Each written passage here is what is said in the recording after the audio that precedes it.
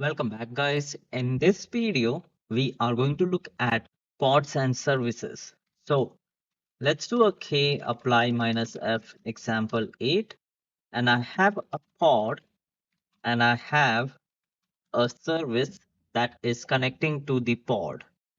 So let's look at our pod. It is running.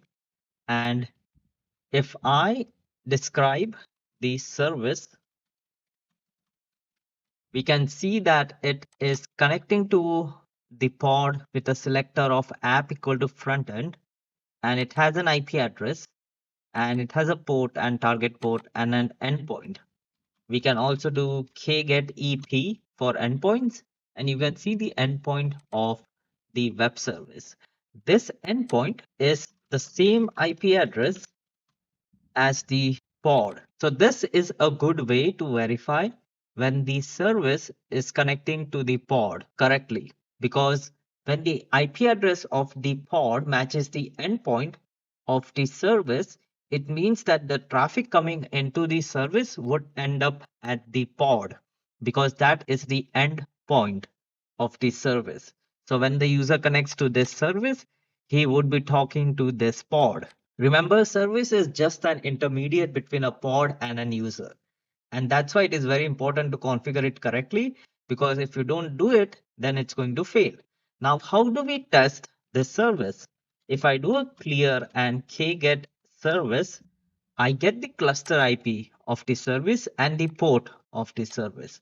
So I can do a curl and HTTP and paste the cluster IP, and it says that it failed to connect, and it just says couldn't connect to the server. Let's add the -v for verbose, and we see some details, but the basic error message is connection refused. Now, how do we solve this? Why is it not able to connect? Let's describe the service and look at the components of this service. So here we have a selector. We know that this is correct because it is correctly connecting to the pod. As we saw, the endpoint is equal to the IP address of the pod. We saw that the IP address of the service is the cluster IP. That is fine. We are seeing the port set for the service at 80, which is fine. The user would connect to this port. To show you how the user would connect to it, you can just put a :80 at the end, and it is still giving the same error. The target port is 8080. We know this is correct, but actually this is not correct. We know that the IP address matches the IP address of the pod. Why are we connecting to port 8080? This is the target port. A target port is the port that the service will try to connect to the pod or the container at. If I describe the pod web app, here you can see it has a port. The Nginx container has a port of 80.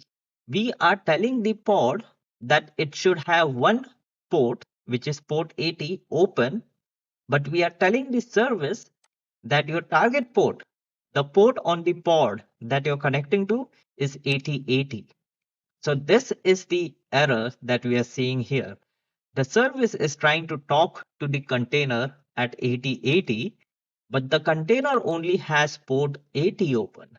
To fix this issue, let's edit the service web app or web service. Go to the target port, and I will press 2x to delete 80.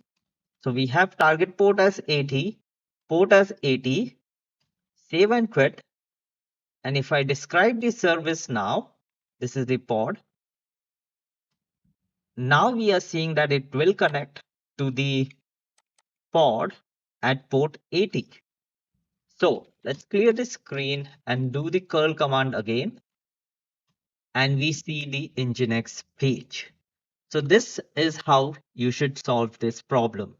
Always have a look at the target port. If you're seeing a connection refused means the service tried to connect, but the client, which in this case is the pod, is refusing to connect. And why is it refusing to connect? The most common reason is because the port is not open. So this is how you troubleshoot a service and a pod. I hope this was helpful. You will see this issue come up while working on Kubernetes. A lot of the times the ports are not open, the IP is not whitelisted. It's like something that you'll see at least once a month. But I think that is it for this video, guys. I will see you guys in the next one.